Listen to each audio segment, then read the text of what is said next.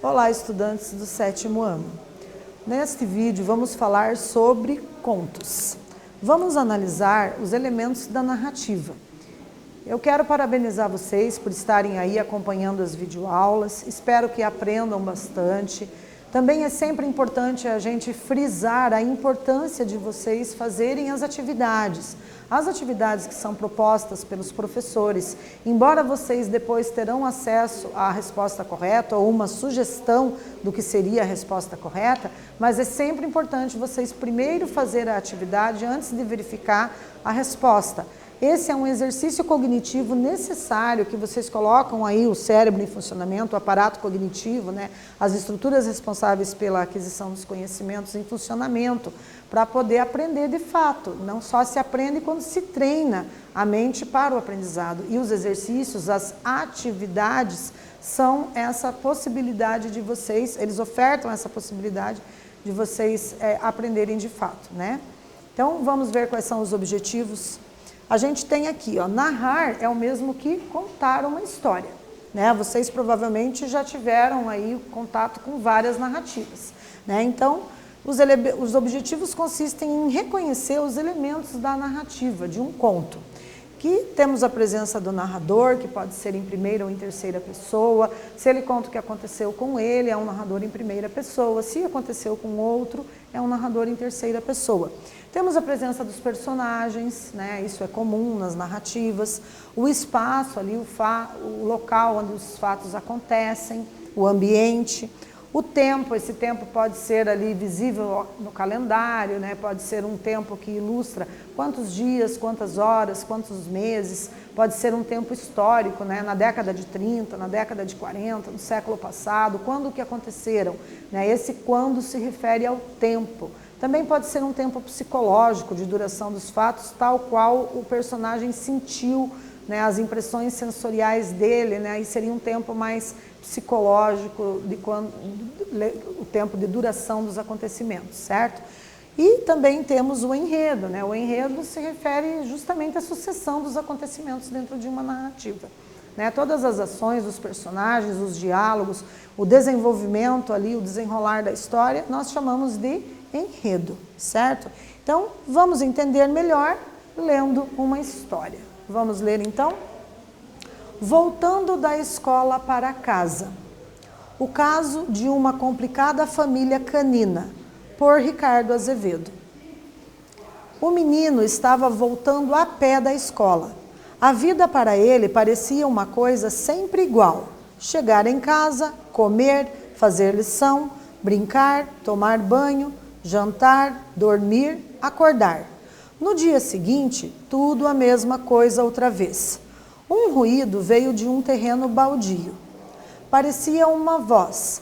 Por entre as folhagens, o menino viu um cachorro cobrindo o focinho com as patas. O bicho, de repente, resmungou. Isso não podia ter acontecido. O cabelo do menino ficou duro feito arame. Saiu correndo, mas parou. Onde já se viu o cachorro falar? Deu risada de si mesmo. Já estava quase na 4ª série. Sabia escrever, ler e fazer contas. Aquilo só podia ser alguma confusão.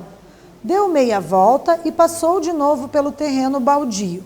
O cachorro agora estava andando de um lado para o outro, dizendo não, não e não. O menino sabia que aquilo era impossível. Mesmo assim, sentiu pena do cachorro, um bicho não muito grande com o focinho sujo de terra. O animal soltou um uivo tão sem esperança que o menino entrou no mato e perguntou se ele estava precisando de alguma coisa. Faz tempo, conheci uma cachorra linda. No fim, continuou ele, a gente acabou se casando. A cachorra era viúva e tinha uma filha já grandinha. Cuidei dela como se fosse minha própria filha. Um dia, meu pai veio me visitar. Ele também era viúvo. Só sei que os dois gostaram um do outro, namoraram e casaram. Do casamento de meu pai com minha filha, contou o animal, nasceu uma ninhada de 3 cachorrinhos que, ao mesmo tempo, são meus netos, pois são filhos de minha filha, e meus irmãos, pois são filhos do meu pai. Eu também tive 3 filhotinhos. Eles passaram a ser irmãos da minha madrasta, a filha da minha mulher. Portanto, além de meus filhos, são meus tios. Meu pai é casado com minha filha, ou seja, minha madrasta é também minha filha. Por outro lado, sou pai dos irmãos do meu pai, logo, pai de meu próprio pai. E como o pai do pai de alguém é avô desse alguém, e aí o cachorro agitou-se. Descobri que sou avô de mim mesmo. É duro ser avô da gente mesmo, exclamou o cachorro em prantos. Abraçado com o menino, o animal chorou ainda durante um bom tempo. Depois, enxugou as lágrimas, pediu desculpas, despediu-se e, com um ar agradecido, sumiu no matagal. Naquele dia, o menino chegou em casa mais tarde, almoçou e foi para o quarto. Deitado na cama, ficou só pensando: como a vida pode ser uma coisa rica, complicada, meio louca, bonita, espantosa e cheia de surpresas. Observaram que o conto ele trata ali, né, de uma situação diferente, uma situação a qual vocês não estão habituados a ler e a pensar, né, no dia a dia de vocês, né? Mas é um conto que traz ali algumas reflexões sobre a existência e a vida aí dos cachorros, né? Então vamos aí para a nossa primeira atividade. Temos aqui um fragmento do texto, né, para ilustrar aqui uma correlação com o enunciado, com aquilo que vai ser questionado. Então vamos ler. Parecia uma voz. Por entre as folhagens, o menino viu um cachorro cobrindo o focinho com as patas. O bicho, de repente, resmungou.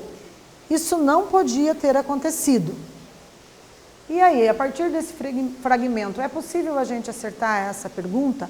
Quais são os personagens do conto? Essa tá fácil, né? Vamos lá?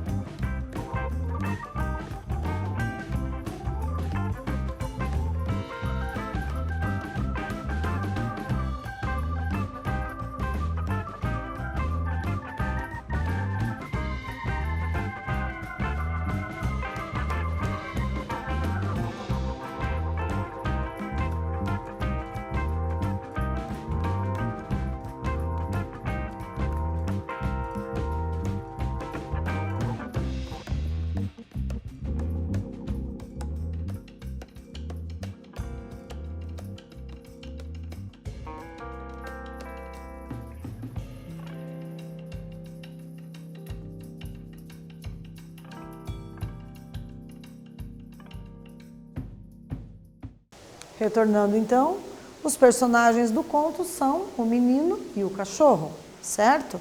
Temos aqui, nesse fragmento também isso se evidencia, né? E vamos para a nossa segunda atividade então. Temos mais um fragmento. Deu meia volta e passou de novo pelo terreno baldio. O cachorro agora estava andando de um lado para o outro, dizendo: não, não e não. Qual é o espaço onde os fatos acontecem? E aí vocês vão ter que tentar inferir, né? Onde será que os fatos acontecem? Um tempo para vocês elaborarem a resposta da nossa segunda atividade.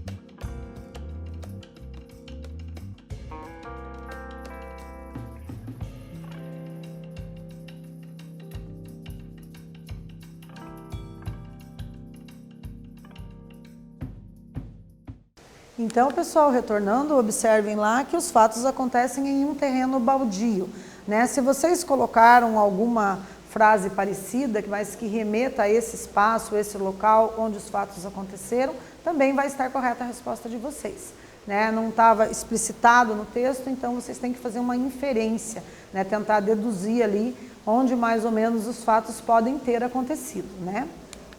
E vamos para a nossa terceira atividade, lendo aqui mais um fragmento do conto. O menino estava voltando a pé da escola. A vida para ele parecia uma coisa sempre igual. Chegar em casa, comer, fazer lição, brincar, tomar banho, jantar, dormir, acordar. No dia seguinte, tudo a mesma coisa outra vez. E agora, quando a história acontece? Mais um exercício para a gente refletir sobre os elementos da narrativa.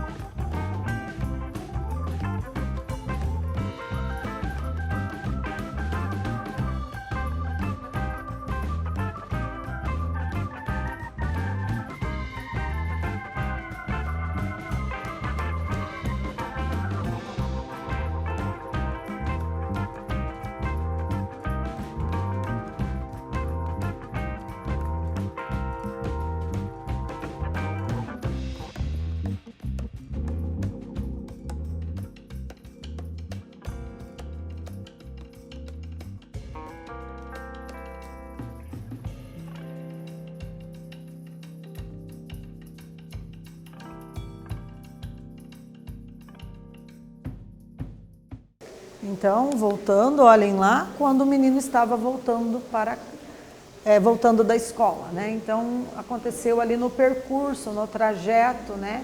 Ele estava retornando e, de repente, ele se deparou com essa situação e, a partir disso que nós temos ali o desenvolvimento do enredo, né? A partir de uma situação inusitada que aconteceu na vida dele, num dia rotineiro, né? Um dia do cotidiano normal, aconteceu uma situação diferente e nós temos essa situação relatada aqui por meio de um conto, certo? Então, vamos agora para a nossa quarta atividade. Temos mais um fragmento aqui. O menino estava voltando a pé da escola. A vida para ele parecia uma coisa sempre igual. Chegar em casa, comer, fazer lição, brincar, tomar banho, jantar, dormir, acordar. No dia seguinte, tudo a mesma coisa outra vez. Observem que aqui nós temos vários verbos no infinitivo que indicam a ação do cotidiano do garoto, né? Esses verbos que indicam a ação, as coisas que ele faz no dia a dia, terminam em ar, er e ir, por isso estão no infinitivo, né? Percebam aqui comer, fazer lição, brincar, tomar banho, jantar, dormir, acordar, né? Então são as ações que ele fazia no cotidiano dele, né? Verbos no infinitivo aqui expressando. E sobre esse trecho, o que ele revela sobre a vida do menino? Né? Então, um tempo para vocês elaborarem aí mais essa resposta e melhorar a proficiência na língua escrita. Podem escrever 2 ou 3 frases aí.